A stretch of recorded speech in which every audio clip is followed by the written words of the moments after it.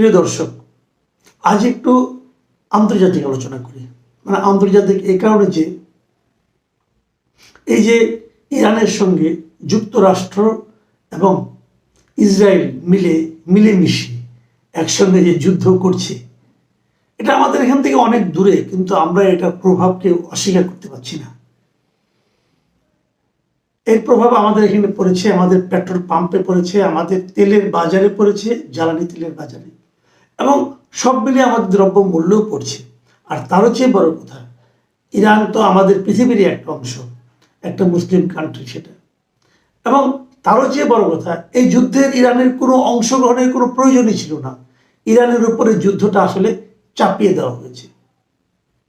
Total জিনিসটা বলা হয়ে থাকে, এটা আমরা বলছি না, আমি আপনি বলছি তা নয়, কিন্তু যুক্তরাষ্ট্রের একাধিক বিশিষ্ট ব্যক্তি, যেমন ধরা যাক যুক্তরাষ্ট্রের শীর্ষ সন্ত্রাস বিরোধী একজন কর্মকর্তা মিস্টার জো কেন্ট, তিনি স্পষ্ট বলেছেন যে এই জিনিসটা ইরানের উপর যুদ্ধটা চাপিয়ে দেওয়া হয়েছে, এবং তার মতে এই কাজটা করেছে হলো ইসরায়েলের কিছু লোক, ইসরায়েলের কিছু প্রভাবশালী ব্যক্তি, এবং তার সঙ্গে মার্কিন লবিস্ট যারা আছে, এরা মিলে এই যুদ্ধটা আমেরিকার উপর চাপিয়ে দিয়েছে। এবং ট্রাম্প উনি বুঝতেই পারেননি যে উনি একটা ফাঁদে পা দিয়েছেন।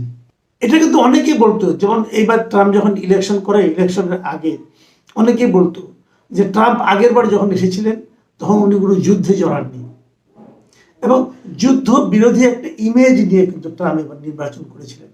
এবং ওনার যে স্লোগানটা ছিল যে মেক আমেরিকা গ্রেট অ্যাগেইন, এর অর্থ হলো যে আমেরিকা কেবল আমেরিকাকেই প্রাধান্য দেবে, বাইরের কোনো দেশকে তারা প্রাধান্য দেবে না।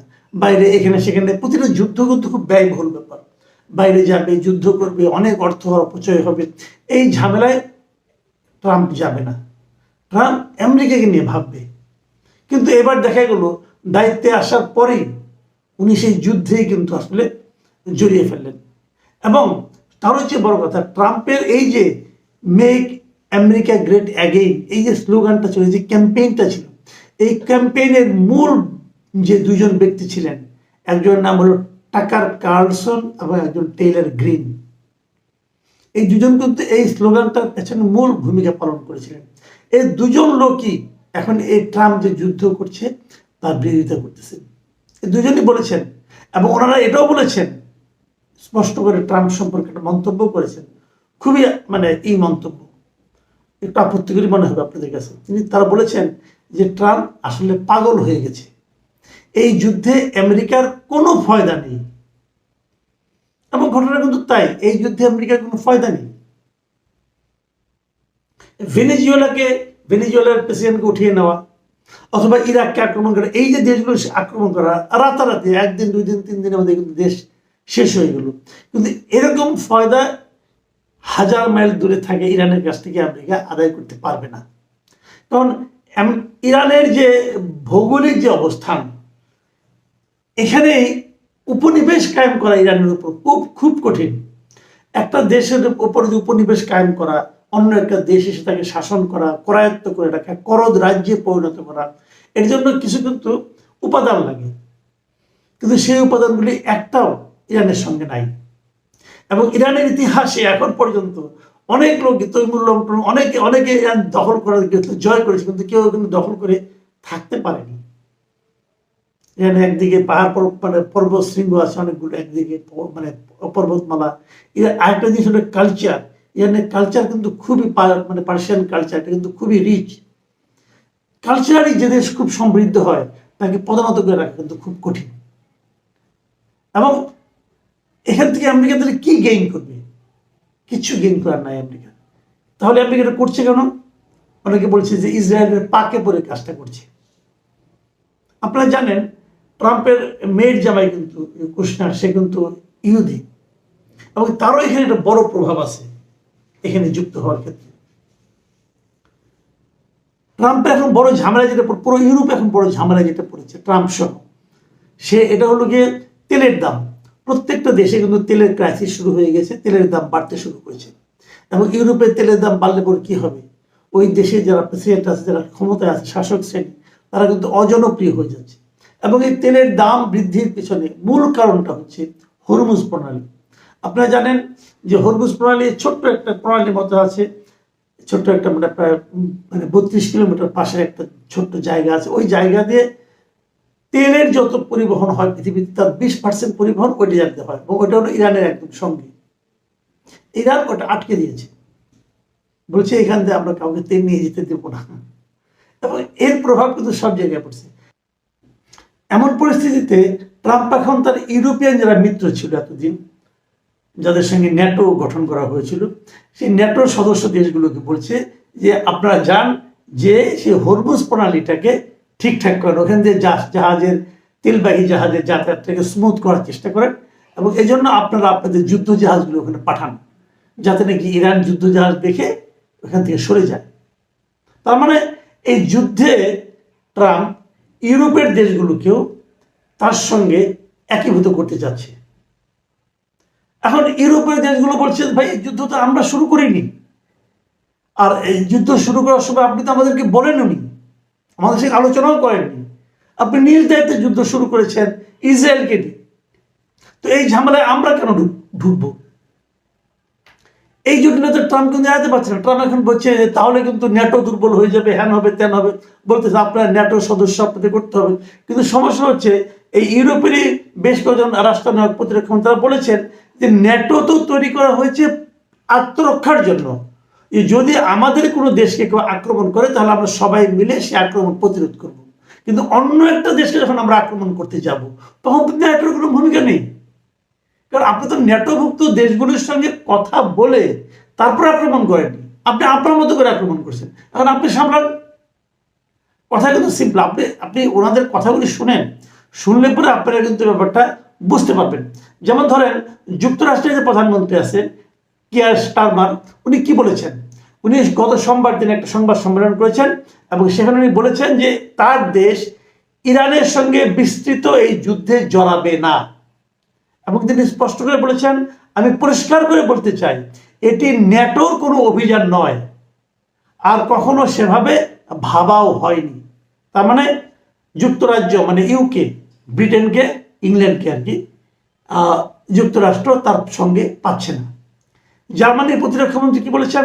জার্মানির প্রতিরক্ষামন্ত্রী বরিস পিস্টেরিয়াস বলেছেন যে এটি আমাদের যুদ্ধ নয়, আমরা এটি শুরু করিনি, ক্লিয়ার। এবং তারা বলছে যে আমরা এটার একটা কূটনৈতিক সমাধান চাই, যুদ্ধের মাধ্যমে এই সমাধান নাই। আর যুক্তরাজ্যের সাবেক প্রতিরক্ষা প্রধান নিক কার্টার তিনি বিবিসি রেডিওকে এক সাক্ষাৎকারে বলেছেন যে ন্যাটো একটি রক্ষণাত্মক জোট হিসেবে তৈরি হয়েছিল, এর প্রতিটি ধারা আত্মরক্ষার জন্যই, এটি এমন কোনো জোট নয় যে একটি দেশ নিজের ইচ্ছায় যুদ্ধে যাবে এবং বাকিদের তা অনুসরণ করতে বাধ্য করবে। সিম্পল। কিন্তু তার মানে যুক্তরাষ্ট্র মানে ট্রাম্প এখন ন্যাটোর কাছ থেকে যে সাহায্যটা চাচ্ছে ন্যাটো সেটা দেবে না, ট্রাম্প করবেটা কি? আরো দেখেন আয়ারল্যান্ডের প্রধানমন্ত্রীর সঙ্গে কদিন আগে ট্রাম্পের একটা মিটিং হয়েছে, সেই মিটিং থেকে বের হয়ে এসে আয়ারল্যান্ডের প্রধানমন্ত্রী বলছে এটি আমাদের যুদ্ধ নয়, আমরা এই যুদ্ধে নেই। ইতালির পররাষ্ট্রমন্ত্রী আন্তোনিও তাজনিও বলেছেন আমরা হরমুজ প্রণালীতে সামরিক অভিযানে যুক্ত নই। ইতালি, ফ্রান্স বা অন্য কোনো ইউরোপীয় দেশ হরমুজ প্রণালী দিয়ে জোর করে জাহাজ চলাচল নিশ্চিত করতে যুদ্ধ জাহাজ পাঠানোর প্রস্তাব দেয়নি। পোল্যান্ড কি বলেছে? পোল্যান্ডের পররাষ্ট্রমন্ত্রী রডোস্লাভ সিকোরস্কি বলেছেন যে তার দেশের নেতারা ইরানের বিরুদ্ধে যুদ্ধে বাহিনী পাঠানোর বিষয়টি নাকচ করে দিয়েছেন। আর হরমুজ প্রণালী নিয়ে তিনি বলেছেন যে সরকারের ভিতরে এই বিষয়ে এখনো কোনো আলোচনা হয়নি। তাহলে দাঁড়ালোটা কি? দাঁড়ালো হলো এই ট্রাম্প বলেছিল না যে মেক আমেরিকা গ্রেট অ্যাগেইন, উনি মেক আমেরিকা গ্রেট না করে আমেরিকাকে উনি অ্যালোন করে দিয়েছেন। He made America alone, America এখন একা হয়ে গেছে। তারপরে আমি বলি, তারপরেও আমেরিকার যে শক্তিবক্তা তার সঙ্গে ইসরায়েলের যে শক্তি সব মিলিয়ে হয়তো তারা এই যুদ্ধে জিততেও পারে, কারণ তাদের অনেক দিন শক্তি। ইরান কতদিন তাদেরকে প্রতিরোধ করবে এটা বলা বড় কঠিন। কিন্তু ইসরায়েলের ভেতরেও কিন্তু এটা নিয়ে নানা ধরনের আলোচনা চলছে। জনগণ ইসরায়েলের মধ্যে বিক্ষুব্ধ হয়ে উঠেছে, কারণ ইরানের যে মানে যে সমস্ত সেলগুলো যেগুলো যে সমস্ত আক্রমণগুলি ইসরায়েলের উপর চলছে, ইসরায়েলও কিন্তু অনেকটা ধ্বংসস্তূপে পরিণত হচ্ছে অনেকগুলি নগরে ইসরায়েলের। কাজে ইসরায়েলের সাধারণ মানুষ এই যুদ্ধকে চাচ্ছে না। এবং একটা বেসিক প্রশ্ন, আপনারা একটু যারা পড়াশোনা করছেন এবং জানেন, বিভিন্ন পত্রপত্রিকা দেখেন, একটু খোঁজ নিয়ে দেখেন, একটা প্রশ্ন মাথায় নেন যে যুদ্ধটা কেন অবধারিত ছিল? কেউ বলতে পারবেন না। ইরান এমন কি করেছিল যে কারণে ইরানকে আক্রমণ করতে হবে? কেউ বলতে পারবে না। ইরান কারোর জন্য হুমকি ছিল? সেটাও বলতে পারবে না।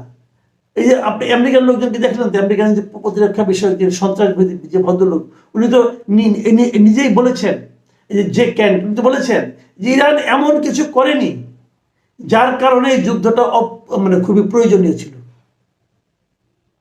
ফলটা কি?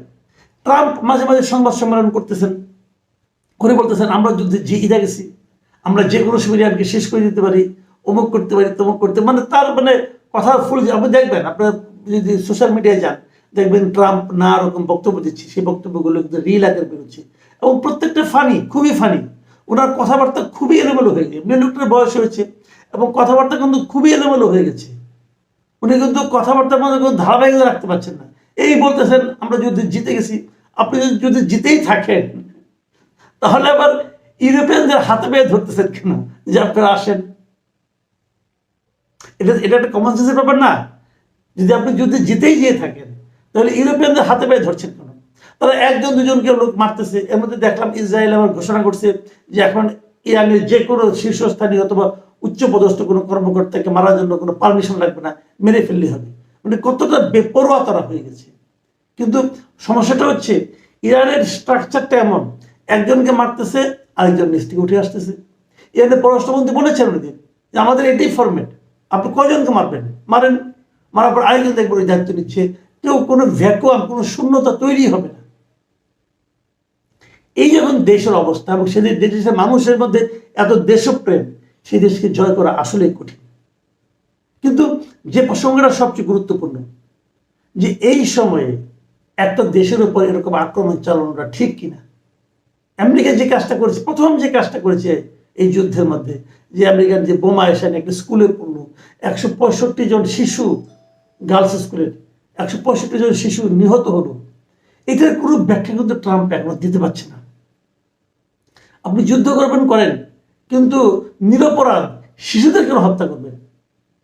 আমরা একটা সত্যি কথা বলতে গিয়ে আমেরিকার ইতিহাসে ট্রাম্পের মতো এরকম যুদ্ধবাজ, উন্মাদ, মানে পাগল লোক মতো প্রেসিডেন্ট আর কখনো হয়নি। এখন উনি এটাকে কত দূর নিয়ে যাবেন, শেষ পর্যন্ত কি করবেন? কালকে দেখলাম যে উনি এখন কিউবা দখল করতে চান। তো এগুলো ওনার অনেক শক্তি আছে, ওনার অনেক পাওয়ার আছে। সেই পাওয়ার যদি করবেন, হয়তো বা করবেন কি করবেন না, পারবেন কি পারবেন না, সেটা হয়তো সময় দেখা যাবে। কিন্তু মানুষের তো একটা মানবিকতা বলতে একটা ব্যাপার আছে। মানুষের তো একটা চিন্তা ভাবনা থাকে। আমরা হয়তো সাধারণ মানুষ, আমরা ছোট দেশ, আমরা হয়তো অতটা বলতেও পারি না, কিন্তু আমাদের মতো মানুষের তো একটা ঘৃণা বলতে একটা ব্যাপার আছে, ভালোবাসা বলতে একটা ব্যাপার আছে। ট্রাম্পের এই পাগলামি এই সারা দুনিয়াকে আমি মনে করি এখন একটা হুমকির মুখে ফেলে দিয়েছে। একই সঙ্গে যারা যুক্তরাষ্ট্রে আছেন, আমাদেরও লোকজন প্রচুর আছেন, আপনাদেরও আছেন, আলাপ করে দেখবেন, সাধারণ নাগরিকরা কিন্তু এটা পছন্দ করছে না। দক্ষিণ কোরিয়ার সঙ্গে তারা বলছে এখান থেকে তারা পাঠাবে, জাহাজ পাঠাবে। দক্ষিণ কোরিয়ার মধ্যে এটা নিয়ে কিন্তু প্রতিবাদ হচ্ছে, পৃথিবীর সর্বত্র প্রতিবাদ হচ্ছে। এবং আরো যে বড় কথা, যে কথাটা বলে আমি আলোচনাটা শেষ করতে চাই, শেষ পর্যন্ত কি হবে জানি না, কিন্তু শেষ পর্যন্ত ইরান যদি এই যুদ্ধে টিকে যায়, যদি টিকে যায়, মনে রাখবেন আরব যে আশেপাশের দেশগুলি যারা আছে, আরব শেখরাই তো রাজত্ব করে, এবং সে রাজত্ব তাদের হলো রাজতন্ত্র। এই রাজতন্ত্রের উপর কিন্তু একটা বড় ধরনের হুমকি আসে দাঁড়াবে। কি ইউএই, কি ওমান, বাহরাইন, যেগুলি বলছেন, সৌদি আরব, এই সব রাজতন্ত্রের মধ্যে কিন্তু দেখবেন একটা বড় হুমকি আসবে। কাতার, কুয়েত সবই এক। এই রাজতন্ত্র কিন্তু ইসলামও সাপোর্ট করে না, কিন্তু তারা এগুলি আমেরিকার সাপোর্ট নিয়ে, আমেরিকার সমর্থন নিয়ে তারা এগুলি চালাচ্ছিল। এবং এগুলি আলটিমেটলি কতটুকু টিকবে সামনের দিনে বড় বড় কঠিন। প্রিয় দর্শক, এখন এ পর্যন্তই। আল্লাহ হাফেজ।